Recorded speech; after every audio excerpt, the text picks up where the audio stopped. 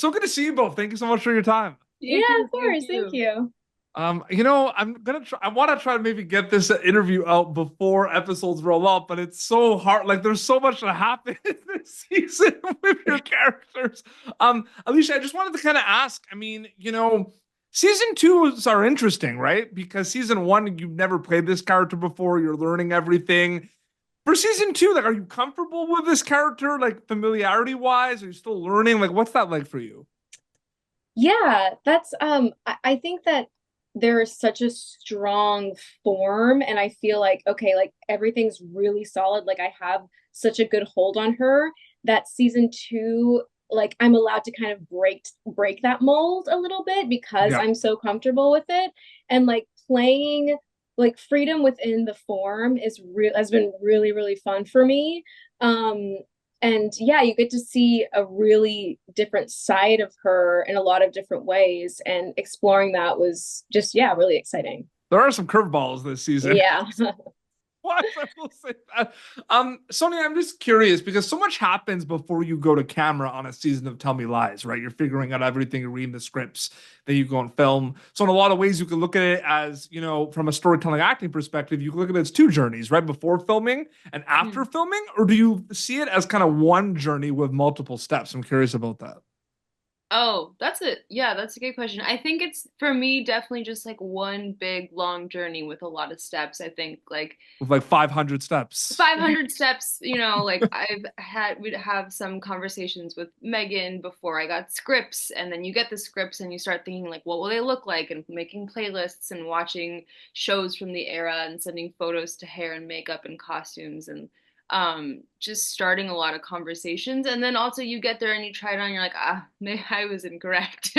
and you like pivot and try to find what makes the most sense. Yeah. Big, it's funny because I forgot until just now because you mentioned soundtracks. Big reminder: the soundtrack for this show is so good. Can we just talk about that for a second? Like, so good. Alicia, can you talk a little bit about like because Sonia mentioned playlists and everything, but there is a lot of focus on the intensity and toxicity of these characters and the storylines, but the music's a big standout. I'm curious if you think about that at all. Oh yeah, I think it just brings you back to that time. It reminds you like, oh, we're in 2008. And I think that there's going to be hopefully such a strong sense of nostalgia because of those songs Mhm. that really like blend so seamlessly with the show and also like Mhm. highlights and, really like accentuates where we're at. And I think that they've done such a good job and that every song is picked out so specifically for whatever moment it's playing over. So yeah, I like it's so much fun. I love it. We're doing great here for a pre-release drop of this of this interview. We're doing it. No We spoilers. We're kept good. going, so scared. Yeah. I'm like, don't ruin it. I know we're doing really good. Well, all I will say, and I think this is a like credit to Megan, like you said. I mean, I end season one and I'm like, how are they going to elevate the tension and the toxicity? Like a lot of these Oh. characters are just the worst, right? There's like misunderstood components, but like just awful people. And it was like elevated times 30 in this show.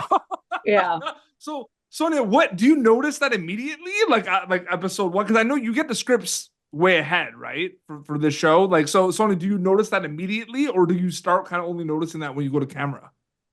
Oh, yeah, yeah. You definitely notice that like wow, everyone has really I think it's a combination of like the tension has ratcheted up, and I think the pace of the show this season and like Mhm. how we has like really amped up, and that we all sort of have these we're more separated, Yeah. right? So we all have these different storylines. Um yeah, so I mean it's exciting because you're like, oh, this is gonna be fun. Mhm. You should see me watching this show because, and it's just like, it's again, we're doing well, no spoilers, but it's just like conversations between characters, right? It just seems like a simple conversation. And you're just like, what's gonna happen next? You know what I mean? Just conversation between two characters. Like, it's You're crazy. right. Like, it's up there. Alicia, I meant, just to add to that very quickly before we wrap up, are you ever conscious of the audience member watching Tell Me Lies, like, while you're making it? I know you try not to, but sometimes it's hard. Do you ever think about those things? I'm just curious about that. Yeah, definitely. I think about, because I think that there's such a huge variety of characters that, like, no matter who watches the show, they will identify with someone. Yeah. And I think I'm conscious of the people who identify with Diana, and I want to do them justice and be honest, you know, and make them proud. That was a great answer. Absolutely. Season 2, Tell Me Lies, episodes gonna be, dropping on Hulu. So chatting with you both. We did it without spoilers. Thank you both so much for your time. Thank you so much. Thank you so much. Thank you for tuning in to Popternative. Make sure to check out our past episodes of Popternative on YouTube. This has been an Autograph Communications production.